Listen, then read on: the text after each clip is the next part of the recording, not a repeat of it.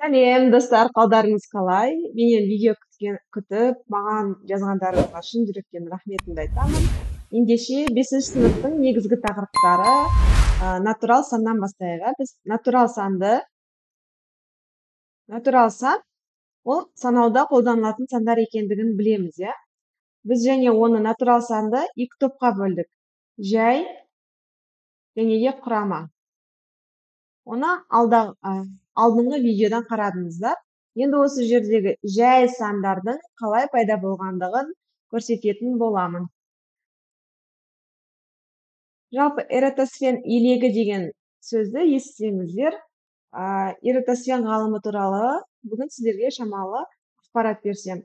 Ғалымдар жайсандарды ерте кезден бастап зерттеген. Жайсан ұғымын біздің заманымыздан бұрынғы 4-ші ғасырдағы ежелгі грек ғалымы Пифагор енгізген. Біздің заманымыздан бұрынғы 3-ші ғасырда өмір сүрген грек математигі Евклид жайсандардың шектеусіз көп екендігін, ең үлкен жайсанды атап көрсету мүмкін болмайтынын дәлелдеп шығарған. Евклидтен біршама кейінірек Александрияда өмір сүрген ежелгі грек математигі Эратосфен, осы туралы сөйлесеміз, жайсандардың кестесін жасауға арналған өзінің тәсілін ұсынады. Алдымен ол эратосфен балауыздан жасалған тақтайшадан натурал сандар кестесін жасап, одан бір санын және құрама сандарын алып тастап отырған. Демек, 50-ден кіші жай сандар кестесін жасайық бірге. Ол қалай болады? Бірге видеодан тамашалайық. Біз білеміз, жай сан дегеніміз өзіне және бірге бөлінеді. Бір ол бізде жай сан емес, себебі ол өзі де бірде бір, себебі оның бөлгіші біреу ғана. Сол себептен жай санның бөлгіші екеу болу керек. Біздегі ең кіші жай сан ол бізде 2. Енді осы кестедегі барлық жұп сандарды анықтайық және үстіне сызамыз.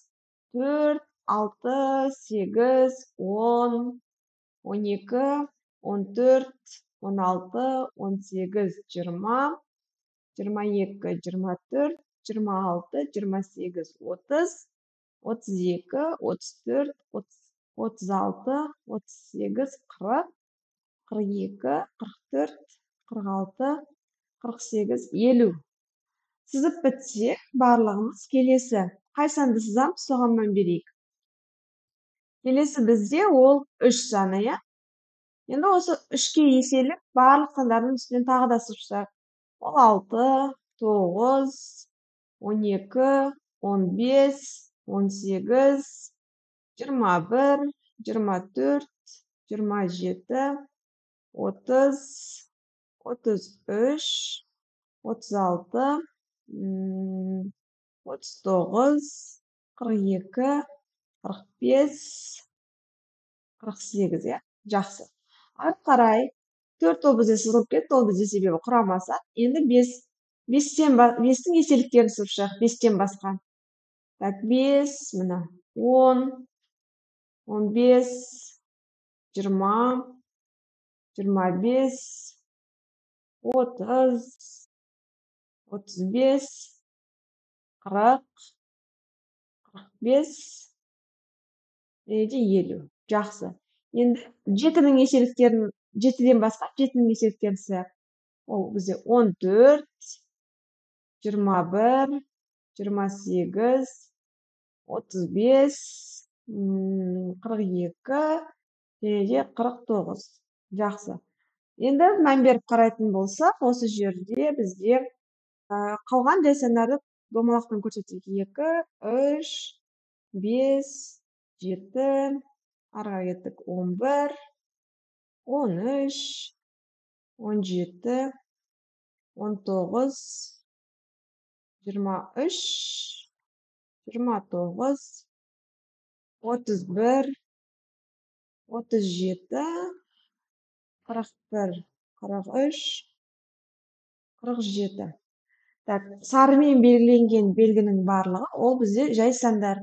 Жай сандар кестесі дәл осылай шексіздікке дейін жасай беруге болады екен. Сіздерге жай сандардың қалай пайда болғаны түсінікті болса, лайк қойыңыз, иә? Ары қарай.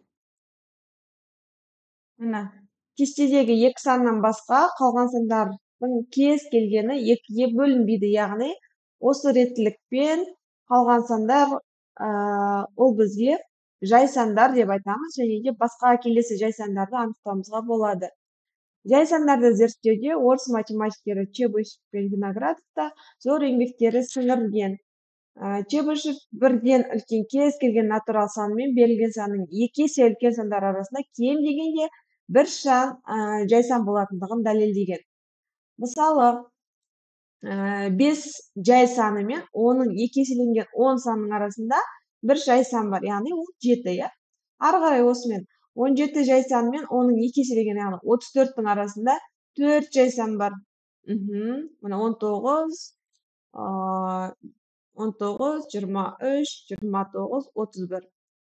Виноград кез келген үлкен тақ санды одан кіші 3 санның, яғни 3 жай санның қосындысы түрінде жазуға болатындығын көрсетті. Мысалы, 15 ол 3 жай санның қосындысынан тұрады, яғни өзінен кіші 3, 5, 7, 869, осылай кете береді. Жақсы. Ендеше сіздерге тапсырма иротосфен илегін тәсілін пайдаланып, яғни сызып, 1-ден 20-ға дейінгі, 2-ден 20-ға дейінгі, 2-ден 50-ге дейінгі жай сандар кестесін дайындап, өздеріңіз комментарийда бекітсеңіз болады, жай сандарды ғана жазып. Және 13 пен 26 сандардың арасындағы, 9 пен 18 арасындағы жай сандарды жазыңыздар. Комментарийда өте белсенді болсаңыздар, сізге сыйлығым бар. Каналға жазылуды ұмытпаңыз. Жақсы, сау болыңыз. Сізге сабақ түсінікті болды деп ойлаймын.